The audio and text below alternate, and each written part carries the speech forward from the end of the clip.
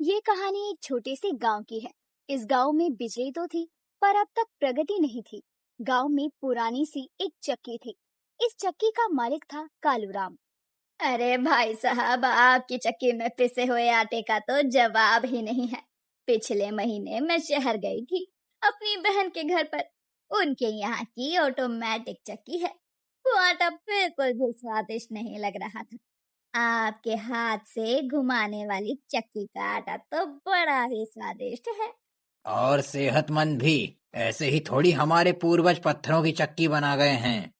गांव वालों को ये पुरानी चक्की का आटा ही भाता था। कालूराम का बेटा घनश्याम शहर में नौकरी किया करता था। अरे जी, अब घनश्याम को वापस क्यों नहीं बुला लेते। आजकल मेरी तबीयत भी ठीक नहीं रहती है। अच्छा होगा कि वो गांव लौटकर यहीं रहे, हमारे साथ। ठीक है, मैं एक बार उससे बात करके देखता हूँ। कालूराम ने घनश्याम को फोन लगाया। हेलो बेटा, कैसा चल रहा है जीवन वहाँ? मेरा जीवन यहाँ बहुत अच्छा है। पर बेटा तू वहाँ अकेले रहता है। तेरी माँ और मैं बूढ़े हो चुके हैं। हमारी इच्छा है कि तू भी हमारे साथ गांव में रहे। मैं गांव तो आ जाऊंगा, पर गांव में क्या करूंगा? तू अपनी चक्की चला लेना। बाबा, मुझे आपकी चक्की चलाने वाला काम बिल्कुल पसंद नहीं है। बहुत मेहनत वाला काम है। आप ऑटोमेटिक चक्की क्यों नहीं ला देते?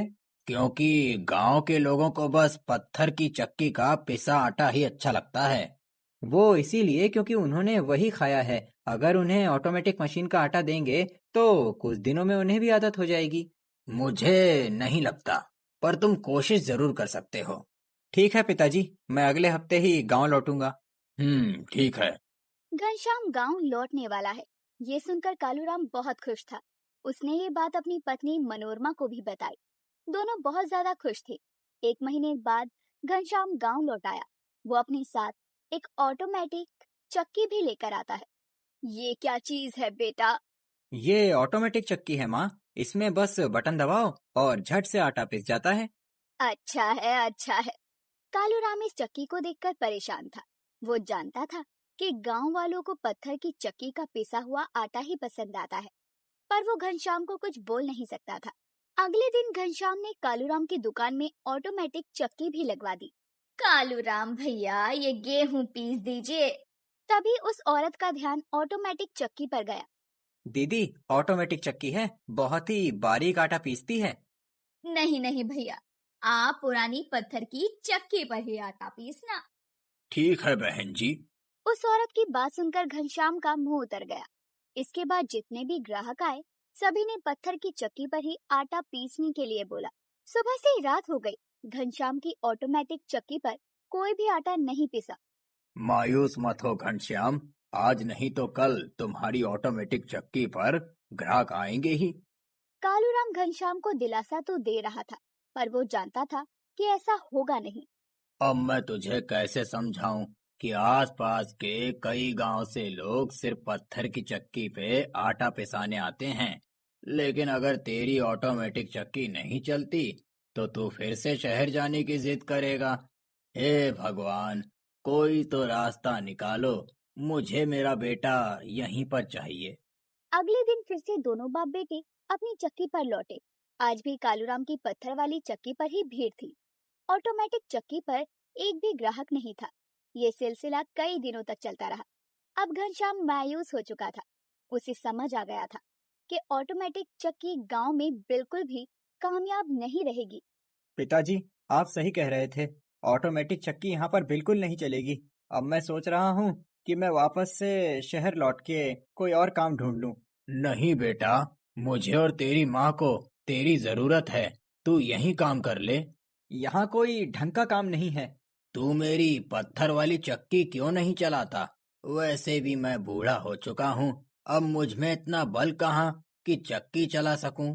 पर पिताजी, मुझे इतनी मेहनत का काम कहाँ जमेगा। बेहतर यही है कि मैं शहर में कोई काम करूं।